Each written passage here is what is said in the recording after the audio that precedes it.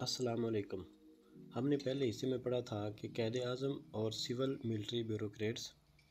باب نمبر 2 میں ہم پڑھیں گے کہ فوج اور اثاثوں کی تقسیم، یعنی جب پاکستان کی تقسیم ہوئی تھی تو اس میں فوج اور فوج کے اثاثوں کو کیسے تقسیم کیا گیا تھا۔ تو آئیے شروع کرتے ہیں۔ وہ لکھتے ہیں کہ بھارتی افواج کے commander in chief sir cloud کے پرائیویٹ سیکرٹری میجر جنرل شاہد حامد نے اپنی ایک کتاب میں آزادی سے چند روز پہلے دہلی میں ہونے والی قائد اعظم کی فوجی افسروں سے ایک ملاقات کی تفصیل بیان کی ہے۔ اس محفل میں ایک فوجی افسر نے پاکستان کے بارے میں افسوسناک سوال کر دیا، جسے سن کر قائد اعظم رنجیدہ ہو گئے تھے۔ شاہد حامد صاحب لکھتے ہیں کہ 3 اگست 1947 سے کچھ عرصہ پہلے میں نے قائد اعظم سے ملاقات کی اور انہیں بتایا کہ فوجی افسر ان کی ایک جھلک دیکھنے کے لیے بے چین ہیں۔ ان میں سے اکثر نے اپنے ملک کے عظیم بانی سے کبھی ملاقات نہیں کی اور وہ قید سے خوف زدہ ہیں۔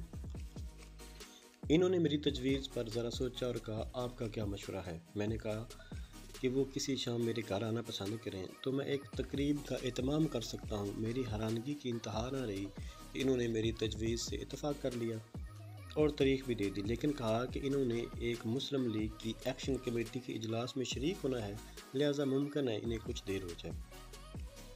ہم نے واپس آ کر بھارت کے کمانڈر ان چیف، بحریہ اور فضائیہ کے چیفز، پرنسپل اسٹاف افیسرز، چند سول ملٹری سرونٹ اور تمام سینئر مسلم فوجی افسروں کے علاوہ کچھ ہندو افسروں کو دعوت دی۔ میں نے طیرہ کے ہمراہ کچھ دیر مین گیٹ پر قائد اعظم کا انتظار کیا، مگر وہ چونکہ میٹنگ میں مصروف تھے لہٰذا ہم اپنے گھر کے عقبی لان میں مہمانوں کے پاس چلے گئے، جہاں پر سب لوگ جمع تھے۔ کچھ دیر کے بعد قائد پہنچ گئے۔ چونکہ میں اور طیرہ ان کا گھر کے دروازے پر استقبال نہ کر سکے اور وہ گھر سے گزرتے ہوئے لان میں پہنچ گئے، ہم نے معذرت کی کہ ان کا اپنے گھر کے باہر استقبال نہ کر سکے۔ انہوں نے تاخیر سے آنے پر افسوس کا اظہار کیا۔ میں نے ان سے پوچھا کہ کیا وہ پسند کریں گے کہ مہمانوں کا ان سے تعارف کرایا جائے۔ انہوں نے رضامندی ظاہر کی۔ میں حیران ہوا کہ قائد باتیں کرنے کے موڈ میں تھے۔ جس شخص کا بھی ان سے تعارف کرایا گیا، انہوں نے ان سے کوئی نہ کوئی بات ضرور کی۔ افسر ہر قسم کے سوالات کرنے کے لیے ان کے ارد گرد اکٹھے ہو گئے۔ انہوں نے اپنے منفرد طریقے سے آہستہ آہستہ، صاف اور پر اثر انداز میں انہیں جوابات دیے۔ جب وہ اپنا نقطہ نظر وضاحت سے بیان کرتے تو ان کو سن کر خوشی ہوتی۔ وہ وہی کہتے جس سے ان کی مراد ہوتی۔ وہ بناوٹ سے کام نہ لیتے، وہ کھری بات کرتے تھے۔ وہ ایسا مسئلہ بھی بیان کر دیتے جس کا انہیں دیانتداری سے سامنا کرنا ہوتا۔ میں زیادہ وقت ان کے ساتھ رہا۔ وہ صرف اس وقت سنجیدہ اور جذباتی ہوئے جب ایک افسر نے پاکستان میں ترقی کے امکانات کے بارے میں سوال کیا۔ میں قائد کے چہرے سے اندازہ لگا سکتا تھا کہ انہوں نے ایک سوال کو پسند نہیں کیا۔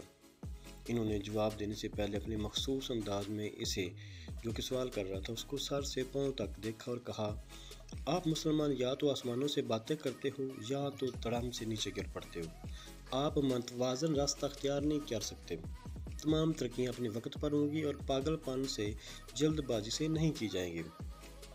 ایک اور سوال کے جواب میں قائد نے کہا کہ پاکستان کی منتخب حکومت سول افراد پر مشتمل ہوگی۔ جو بھی جمہوری اصولوں کے برعکس سوچتا ہے، اسے پاکستان کا انتخاب نہیں کرنا چاہیے۔ انہوں نے کہا کہ سب کو ایک نئی قوم کی تعمیر کے لیے اور اسلامی ریاست کی شناخت کے بچاؤ اور تحفظ کے لیے محنت کرنا ہوگی اور ہمارا کام آسان نہیں ہے۔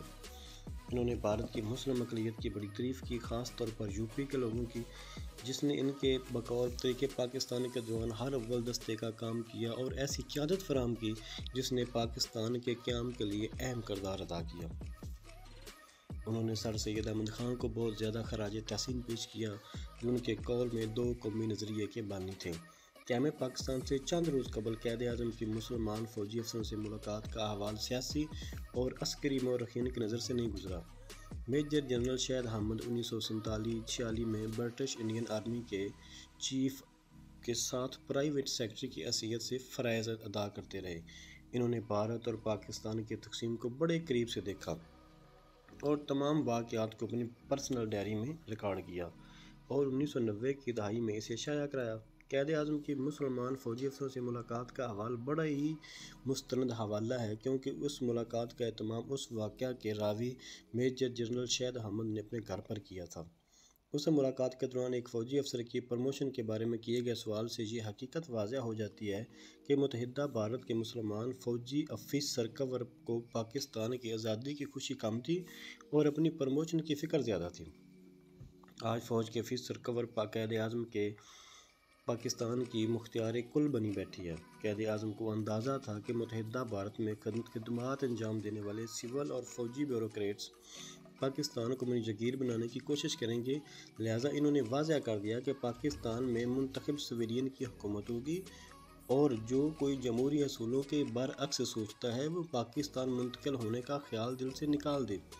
اس سے بڑا انتباہ اور کیا ہو سکتا تھا؟ فوج کو چونکہ طریقے پاکستان میں کوئی کردار نہیں تھا، لہٰذا فوجیوں کے دل میں پاکستان سے محبت اور وابستگی کے جذبات پیدا نہ ہوئے۔ مسلمان فوجی بھارتی فوج کا حصہ رہ کر اپنا سٹیٹس قائم رکھنا چاہتے تھے۔ ان کا خیال یہ تھا کہ علیحدہ ہو کر ان کی عسکری حیثیت اور شناخت گم ہو جائے گی، اس لیے وہ پاکستان آرمی کے بجائے انڈین آرمی کہلانا زیادہ پسند کرتے تھے۔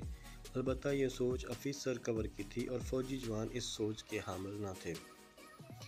آزادی کے بعد بھارت کو ایک منظم ریاستی ڈھانچہ مل گیا تھا، ادارے فعال تھے، صنعتیں موجود تھیں اور زراعت کا شعبہ بہتر حالت میں تھا۔ پاکستان ایک نئے ملک کے طور پر وجود میں آیا تھا۔ اس کے پاس کوئی انڈسٹری نہیں تھی، زرعی منڈیاں بھی بھارت میں تھیں۔ پاکستان دنیا کی کل پٹسن کا 75% پیدا کرتا تھا، مگر اس کے پاس پٹسن کی ایک انڈسٹری بھی موجود نہ تھی۔ برطانوی دور میں بھارت کی فوج اور دفاعی امور پر برطانوی حکومت کا کنٹرول تھا۔ بھارتی پارلیمنٹ کو صرف دفاعی بجٹ پر نظر ثانی کرنے کا اختیار حاصل تھا۔ بھارت کے رہنما مطالبہ کرتے رہے کہ پارلیمنٹ کو دفاعی اخراجات پر مکمل اختیار دیا جائے اور دفاع کا محکمہ وزیر کے سپرد کیا جائے جو پارلیمنٹ کو جواب دہ ہو۔ 1935 کے ایکٹ میں بھی دفاع اور خارجہ امور کے اختیارات گورنر جنرل کو دیے گئے جو اسمبلی کو جواب دہ نہیں تھا۔ جنوبی ایشیا میں سلامتی سے وابستہ برطانوی جرنیل تقسیم ہند کے خلاف تھے۔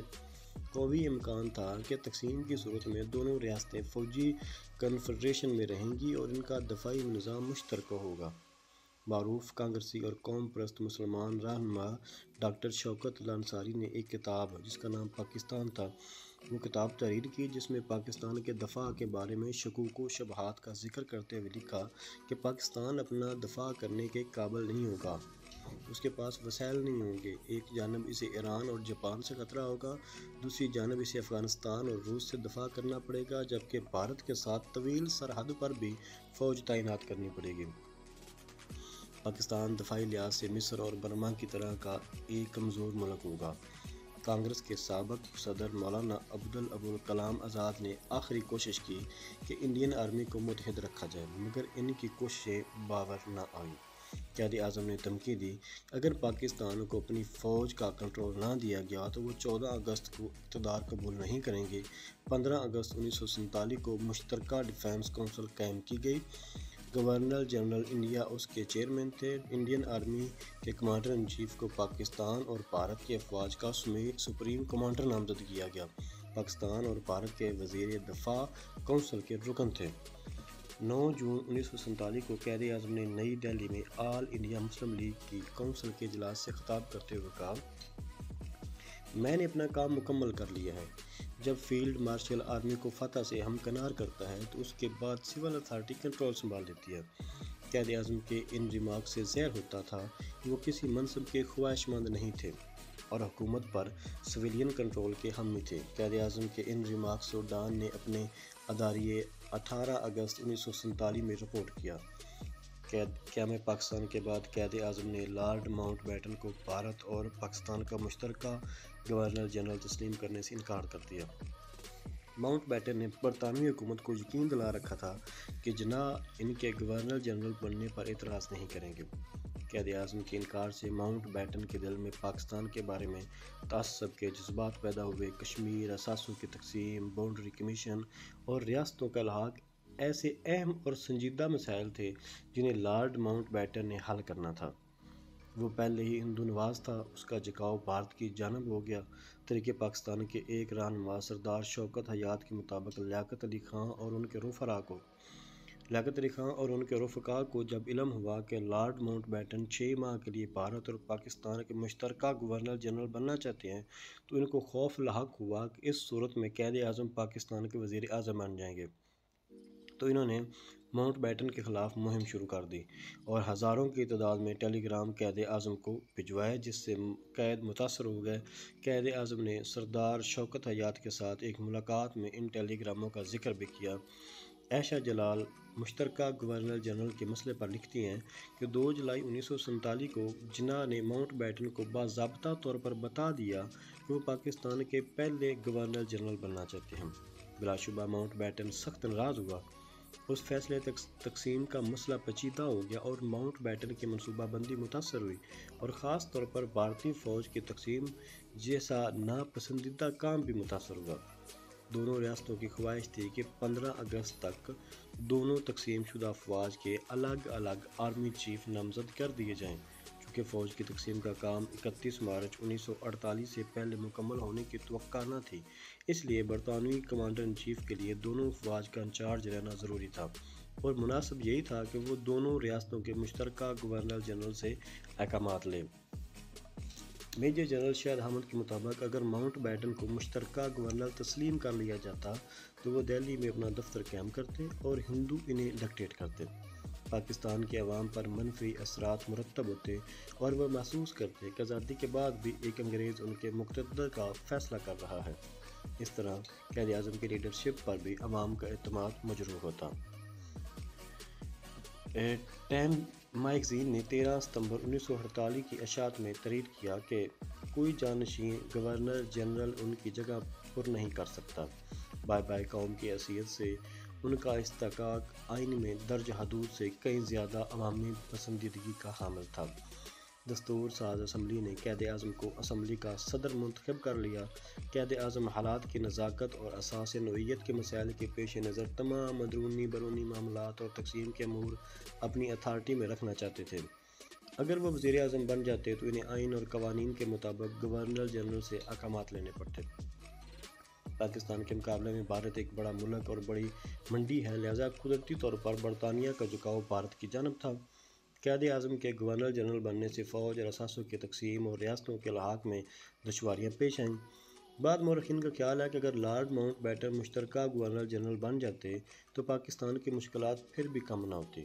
بر صغیر کی تقسیم کے وقت بھارت میں جو فوج موجود تھی اس کے پس منظر اور ذہنی ساخت کے بارے میں بریگیڈیئر ریٹائر شمس الحق قاضی لکھتے ہیں کہ انگریزوں نے ہندوستان کو فتح نہیں کیا بلکہ ہندوستان سے ہی دیسی فوج بھرتی کر کے پورے ہندوستان پر قبضہ کر لیا، اور لگ بھگ 150 سال اسی دیسی فوج کے سہارے پورے بر صغیر پر قبضہ قائم رکھا۔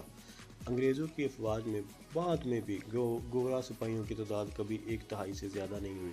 البتہ افسر دیسی ہندوستانی فوج میں بھی سب کے سب انگریز ہوا کرتے تھے۔ صرف ان انگریز افسروں کے سہارے بر صغیر میں انگریزوں کی سلطنت قائم تھی۔ اسی طرح دیسی فوج کی حیثیت محض کرائے کے سپاہیوں کی تھی۔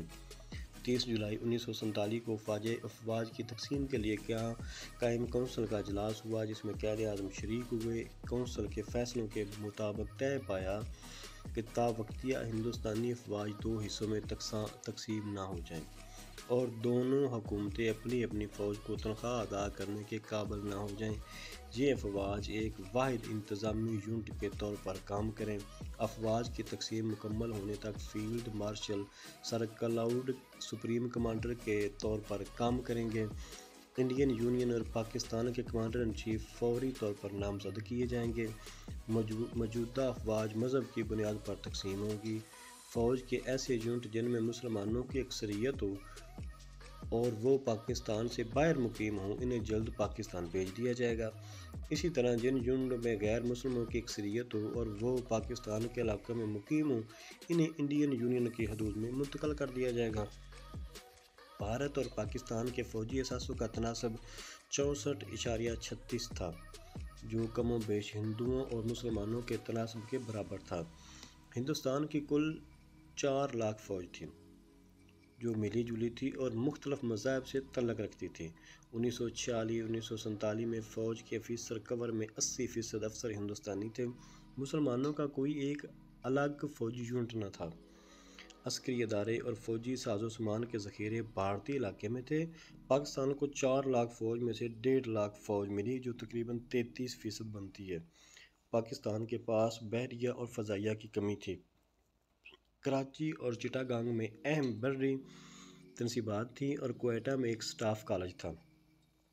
پاکستان کو 4,000 فوجی افسروں کی ضرورت تھی، لیکن اس کے پاس صرف 1,500 افسر تھے، جن میں سے 500 برطانوی تھے، 1 میجر جنرل، 2 بریگیڈیئر اور 53 کرنل تھے۔ عارضی کمیشن، شارٹ سروس اور اہلیت و تجربہ کے بغیر پروموشن دے کر افسروں کی کمی کو پوری کی گئی۔ پاکستان کو 1,65,000 ٹن آرڈیننس اسٹور میں سے صرف 4703 ٹن اسلحہ ملا، جو 3% بنتا ہے۔ 249 ٹینکوں میں سے 1 ٹینک بھی پاکستان کو نہ ملا۔ جنرل گل حسن کے مطابق پاکستان کو جو اسلحہ دیا گیا وہ ناکارہ ہو چکا تھا۔ گورنر سرحد سر جارج کو اپنی ڈائری میں 6 اکتوبر 1947 کو تحریر کیا کہ سکھوں کو فضائیہ کے ذریعے بیلجیم کی رائفلیں پہنچائی گئی۔ پاکستان کے پاس اسلحے کی کمی تھی۔ گورنر گو نے کمانڈر ان چیف میسروی کو نوٹ روانہ کیا اور وہ لندن سے کچھ اسلحہ لے کر آئے۔ کل مالیاتی ذخائر 4,000 ملین روپے تھے۔ پاکستان کا کلیم 1,000 ملین روپے کا تھا، مگر اسے صرف 750 ملین روپے دینے کا فیصلہ ہوا، جو 15% بنتے ہیں۔ 200 ملین روپے پاکستان کو فوری طور پر مل گئے، باقی کشمیر کے ساتھ مشروط کر دیے گئے۔ بھارت کے مرکزی لیڈر مہاتما گاندھی نے بطور احتجاج بھوک ہڑتال کی تو پاکستان کو 500 ملین روپے مزید مل گئے اور 50 ملین روپے باقی رہ گئے۔ انڈین سول سروس کے 1157 افسروں میں سے صرف 101 مسلمان تھے، جن میں سے 95 افسروں نے پاکستان میں منتقل ہونے کا فیصلہ کیا۔ 11 مسلم ملٹری افسر سول سروس میں شامل ہو گئے۔ 51 برطانوی سول سروس میں آئے۔ اسی طرح کور سول سروس 157 افراد پر مشتمل تھی۔ یہ دنیا کی ایک بہت بڑی بیوروکریسی تھی جسے خصوصی مراعات حاصل تھیں، جو پاکستان کے ابتدائی 20 سالوں میں بڑے اہم اور فعال کردار کی حامل رہی، جس نے پاکستان کا عدالتی، سفارتی، آئینی اور انتظامی ڈھانچہ تیار کیا۔ سول سروس برطانوی تربیت یافتہ تھی، لہٰذا اس کا مزاج ہی بیوروکریٹ تھا۔ کیا میں پاکستان کے وقت مالی وسائل کی سخت کمی تھی۔ ڈھاکہ میں GHQ ہائی کورٹ کی بلڈنگ کے اندر قیام کرنا پڑا۔ راولپنڈی میں GHQ مالی مشکلات کا شکار تھا۔ فوج کے اخراجات کے لیے 35 سے 50 ملین روپے ماہانہ کی ضرورت تھی۔ ابتدائی سالوں میں 70% بجٹ فوج پر صرف کرنا پڑا۔ سول سرونٹ فائلوں کے لیے لوہے کے پنوں کے بجائے درختوں کے کانٹے استعمال کرتے تھے۔ سرکاری دفتر میں مناسب سامان موجود نہیں تھا۔ مالی حالت اس قدر تھی کہ پاکستان کے وزیر خزانہ چودھری محمد علی نے گورنر جنرل پاکستان قائد اعظم کی کار ری کنڈیشن کرانے کے لیے فنڈز مہیا کرنے سے انکار کر دیا، کیونکہ خزانہ خالی تھا۔ پاکستان کو سرحدوں کے دفاع اور اندرونی استحکام کے لیے فوج اور اسلحہ کی ضرورت تھی۔ فسادات پر قابو پانے کے لیے اور مہاجرین کی منتقلی اور آبادکاری کے لیے فوج کے علاوہ اور کوئی ادارہ نہیں تھا۔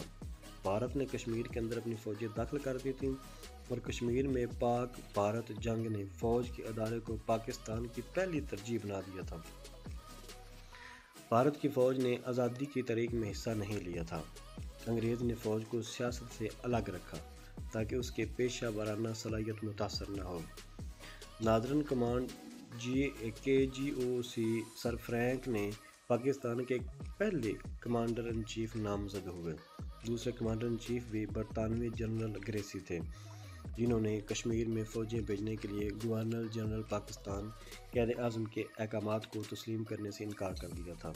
وہ تکنیکی طور پر جوائنٹ ڈیفنس کونسل کے چیئرمین لارڈ ماؤنٹ بیٹن کے کمانڈ میں تھے، جنہوں نے کشمیر کی جانب پیش قدمی کی اجازت نہ دی۔ پاکستان کے تاجر اور صنعت کار بھی اپنے ملک کے مستقبل کے بارے میں پر امید نہ تھے اور وہ اپنا سرمایہ پاکستان سے باہر منتقل کر رہے تھے۔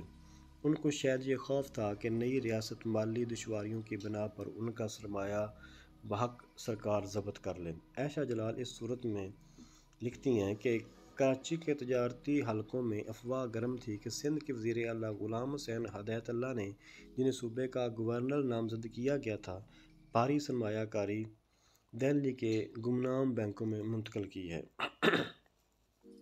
پاکستان میں فسادات ہو رہے تھے۔ بھارتی لیڈر پاکستان کے مستقبل کے بارے میں بدگمانیاں پھیلا رہے تھے، لہذا سرمایہ پاکستان سے باہر منتقل ہو رہا تھا۔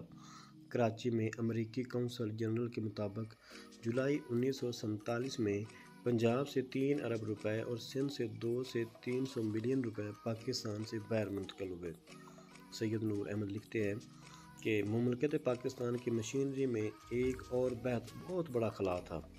جب یہ مملکت وجود میں آئی تو بینکنگ اور کرنسی کے لیے اس کا کوئی اپنا نظام موجود نہ تھا اور ہو بھی نہ سکتا تھا۔ اس انتظام کے لیے ملک کے وجود آنے کے بعد ہی قدم اٹھایا جا سکتا تھا، لہذا تقسیم کے وقت ریزرو بینک آف انڈیا کی خدمات سے فائدہ اٹھانے کا فیصلہ کیا گیا اور ایک معاہدے کے ذریعے 30 ستمبر 1948 تک کے لیے حکومت پاکستان کا خزانہ اور پاکستان کے لیے کرنسی فراہم کرنے، اس کے مقدار پر کنٹرول رکھنے کی ذمہ داری اس کی تحویل میں دے دی گئی تھی۔ پاکستان کی فوج برطانوی انڈین فوج کی وارث ہے۔ اس کو روایات اور رسومات ورثے میں ملی۔ پاک فوج کے رینک، فارمیشن اور ٹریننگ کے اصول وہی ہے جو برطانوی فوج کے تھے۔ اس کے پروٹوکول اور یونیفارم کا ڈیزائن بھی وہی ہے اور اس پر برطانوی ماڈل کے بیج سجائے جاتے ہیں۔ اسلحے کی ڈیزائن بھی روایتی ہے۔ برطانوی انڈین فوج نے پہلی اور دوسری جنگ عظیم میں کارہائے نمایاں انجام دیے اور دنیا کی اہم ترین افواج میں ممتاز مقام حاصل کیا۔ ڈسپلن، وفاداری اور محب وطنی کے لحاظ سے برطانوی انڈین آرمی کا کوئی مقابلہ نہیں۔ پاک فوج فکر، ذہن، مزاج اور فطرت کے لحاظ سے برطانوی فوج کی روایات کی امی ہے۔ اسے مزاج، فطرت اور سٹرکچر کے اعتبار سے ایک اسلامی اور پاکستانی فوج بنانے کے لیے سنجیدہ کوشش نہیں کی گئی۔ قیام پاکستان کے بعد فوجی افسروں کی کمی کو قبل از وقت ترقیاں دے کر پورا کیا گیا۔ پاکستان کے پہلے مسلمان commander in chief general Ayub Khan کو 4 سال کے اندر لیفٹیننٹ کرنل سے جنرل پروموٹ کیا گیا۔ فوج کا پہلا پاکستانی کمانڈر ان چیف 1951 میں، جبکہ بحریہ کا چیف 1953 اور فضائیہ کا چیف 1957 میں نامزد ہوئے۔ ان سے پہلے بری، بحری اور فضائیہ کے چیف برطانوی تھے۔ ان حقائق سے اندازہ ہوتا ہے کہ آزادی کے بعد جو مسلم فوج پاکستان کے حصے میں آئی وہ پیشہ ورانہ صلاحیتوں کے لحاظ سے ایک کمزور فوج تھی اور درجنوں نان کنڈیشن افسروں کو تربیت کے لیے امریکہ، برطانیہ اور دوسرے ملکوں میں بھیجا گیا۔ پاکستان کے ابتدائی سالوں میں پاکستانیت کے کلچر کی ضرورت تھی، مگر طویل عرصہ برطانوی اور نو آبادیاتی مزاج اور ذہن کے حامل فوجی افسر انتہائی اہمیت کے حامل ادارے افواج پاکستان پر قابض رہے۔ نئی ریاست کے دوسرے ادارے چونکہ ابتدا سے ہی فوج کے افسروں کے دباؤ میں رہے، لہذا قوم پرستی کا جذبہ پروان نہ چڑھ سکا۔ یہ تھا دوسرا باب نمبر 3، جس کا موضوع ہے سیاسی عسکری کشمکش کے 10 سال۔ وہ ہم اگلے حصے میں پڑھیں گے۔ تب تک کے لیے اجازت دیجیے۔ السلام علیکم۔